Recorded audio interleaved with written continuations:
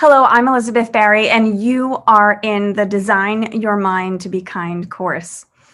We are in the section called Your Greatness Story, and I really love this section of the course because it's valuable to know that through this work, you're going to find your greatness and you're going to own your greatness. And when I mean own it, I mean accept it and acknowledge who it is that you are and why you've been placed on this earth.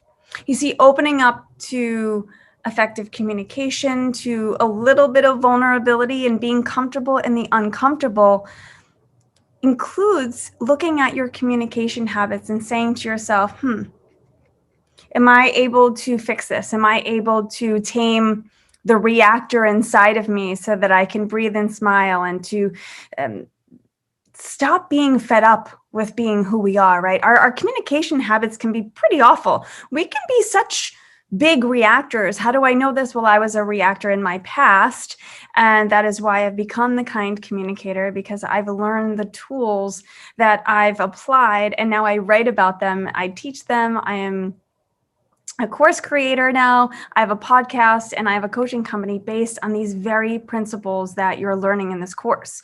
If you're fed up with yourself from running from fear or running from situations where you feel uncomfortable, if you're rushing through life and not present, not in the moment, if you feel scattered and unpredictable, if you have little or no time management, you're definitely going to feel scattered.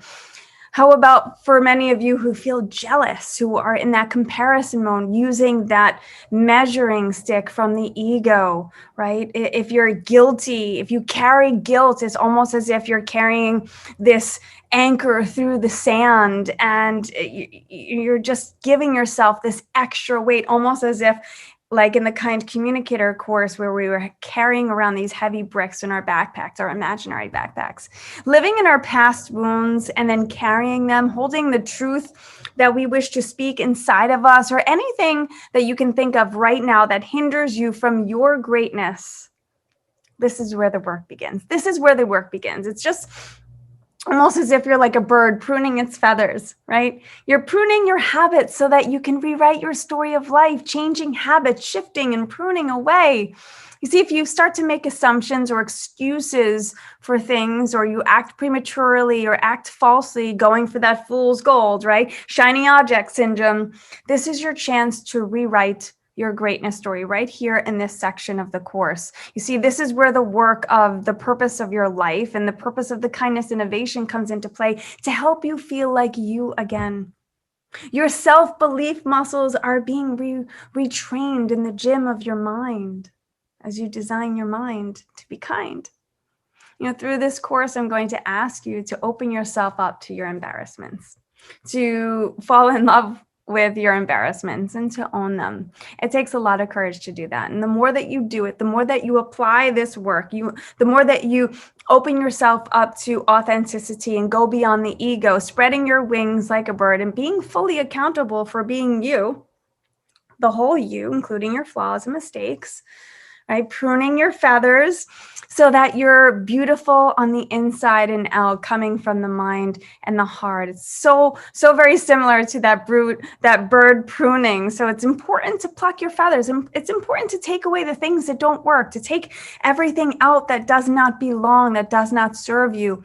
And while you're doing so, remember to not go into that perfectionism mode. Remember, when you're pruning yourself and changing your habits, try not to go towards perfection, because you'll be judging and you'll have that self-doubt and you'll bring that measuring stick in. So this sort of pruning away is giving yourself breath and a chance to free yourself of space and energy so that you can show up as your highest self. And learning how to change and own your flaws is kind of okay. When you're a responsible adult, your greatness story shines.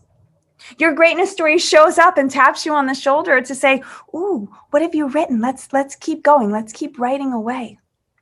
This is almost as if like you're writing about your greatness story, including your truth in every single chapter, knowing what your purpose here on earth is, living out your highest self, speaking effectively with the use of kind language and words that make you feel good about yourself.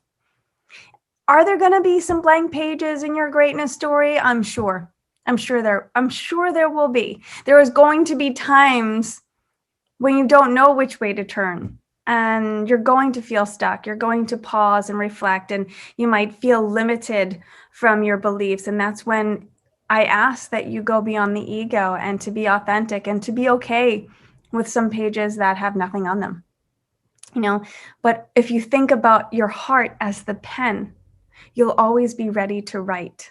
As the heart beats, the pen will be ready to write and rewrite your greatness stories over and over again. Reacting unhealthily is not the spiritual path that you deserve. It's not the spiritual path that you want to take, which is why you're in this course. If you feel shameful of some of the ways in which you behave, this is where the real work begins. This is where the shift comes in to say, rewrite. The gift of breath and a smile. This is it. This is your story emerging over and over again. Your story can emerge each and every time that you take a breath. As a yoga teacher, in my practice, I always tell my students, if we go from one pose to another, each and every new pose is a chance to start again. It's a chance to start anew. Your story emerges from frustration. The story of a yoga pose is holding that equanimity in the face of challenge when your muscles are burning. That's when the real stories come to play. And that's where you're in your most authentic self, so that you smile at your weakness, and then your greatness story appears and you keep rewriting. Instead of waiting for your issues to work themselves out, this is where writing your greatness story really comes into play. It's about being proactive. It's about simplifying your life by taking measures to be proactive, to take a shot, take a risk, make a decision, instead of being reactive thereafter. Right? Owning your past fears, working through current mistakes and flaws. It takes a lot of humility and courage. But this new approach to life will bring you the stories of how to get back up and rise again, how to be vulnerable. So I'll tell you 3 stories here, 1 business and two relationship stories that you might be able to relate. There was a time where I had to rewrite my greatness story in business, where as a consultant, I was asked to join a digital marketing agency. And we went from a startup of 5 to 7 of us core members to almost 25 to 27 in a matter of months. And there were a lot of younger millennial type employees added to the mix. And I was in my late 30s, early 40s. And it was very uncomfortable because there was no training for the employees on how to act professionally and personally. There was a lot of crying. There was a lot of reacting in the office. There was a lot of slamming of desks. And I wasn't really handling that well. I was watching this business that I loved so much, that was run by my colleague, just fall because the employees weren't trained in personal professional development. Self-development was null. And I was selling in work, and the design team was just erratic and reactive, and I couldn't take it, and I lost it, and I quit. And my colleague sat me down and he said, Elizabeth, you're the Woman in Business of the Year. You've done, all of these TEDx's and TEDx women events. You have to step into yourself. And I apologize. And I stayed with him until the end, but I had to rewrite my greatness to stop thinking about the complaints that I had, even though they were valid. I chose to work on myself instead of allowing myself to be reactive towards those reactive behaviors. And that's how I rewrote my greatness story in business, if you could relate. As far as romance is concerned, there was a time where I thought I was with a partner that I loved, and we did love each other. In fact, we love each other today, but we just kept butting heads. And I wanted to walk away, but I was fearful. The relationship was no longer serving me. It was no longer serving him, but I stayed because I was weak. I was coming from a place of ego. I was worrying about what people would think if we broke up. I was worried what everyone would think of me, that I couldn't handle the relationship, that I was a jerk or I reacted. And that's really where the writing started to come into play. It's where I wrote Own Your Vulnerability and then The Kind Communicator, and started from that relationship breakdown, because I had to sit with my vulnerability and my stuff silently and try to understand where to find balance within myself so that my relationships could be balanced, because it starts from within who we are. right? So staying in relationships that do not serve you is not the greatness story that you want to write. I know that for sure. All unhealthy relationships must be released. All toxic shadows will follow you until you handle them with healthy and clear communication, and you have those hard conversations. You can be a solutions-based thinker, as you've learned in this course, to break free from your repetitive habits and to find solutions instead of finding yourself back in that same repetitive habit over and over again. That cyclical, negative, toxic behavior must be shed, and we kind of have to prune it like our feathers. If you willingly allow yourself to remain in toxic relationships, the years of your life become long and drained. But the hope and the truth is that habits can change in real time. If your life connection with someone is no longer the same, I ask that you rise up and act. If you're not respecting yourself enough to take that action, I ask you to go back to the core of your belief systems and ask yourself, who do you wish to be? What is your highest self really saying about your presence on this earth? Your intuition is always speaking to you. You can hear her more frequently as you go through this course and you start to apply the work in your life. Reach for the sky like a tree with loving branches. Open your wings and fly. Ground yourself like a tree again with balance and surrender to what is. Taking yourself into what may be, writing your greatness story over and over again. Suffering is not necessary. Drama is your personal story. So learn how to process difficult scenarios in real time, in reality. When you release the emotion, you're left with reality. Shift in the moment. It's like this magical release. And instead of saying, why is this happening to me? Ask yourself what you can do to be better. Ask yourself what you can do to be better. I'll tell you, my third story is also relationship-based, but it's life-based. In 2020, I faced a tragedy. I lost my partner in the water. He passed away before my eyes, and I was saved miraculously. And I had to learn that it was his time to fly to heaven, and I had to celebrate his life as well as celebrate my life that was saved. And that was it was the most trying time of my life. I'm still working through that today, and I continue to write about that to help my clients and my readers heal as I learn about what I'm doing to share my passion and knowledge with the world, to find hope for myself again, and to help you find hope for yourself again. So I ask you to ask yourself, what does it mean for you to live greatly? Ask yourself, what does it mean for me to live greatly? And then write about that. What does greatness mean to you? Awareness is nothing without action. Action is nothing without practice. This is second nature work. This is repetitive, ritualistic lifestyle work. Close your eyes and think of that infinity loop, right? We have our rose quartz stone here. And if we could just think about our mind, our thoughts, emotions, our heart, our feelings, our ideas, our belief systems, our core values, just circling from the heart, infinity, infinity, infinity, crossing at the throat chakra to help our effective communication and balance. And this is where we just breathe and smile.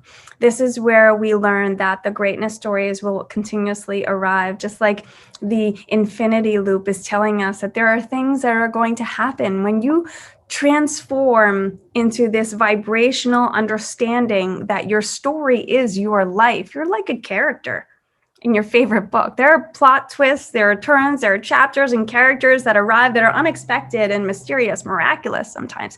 Each and every path that you choose, your greatness story will be revealed.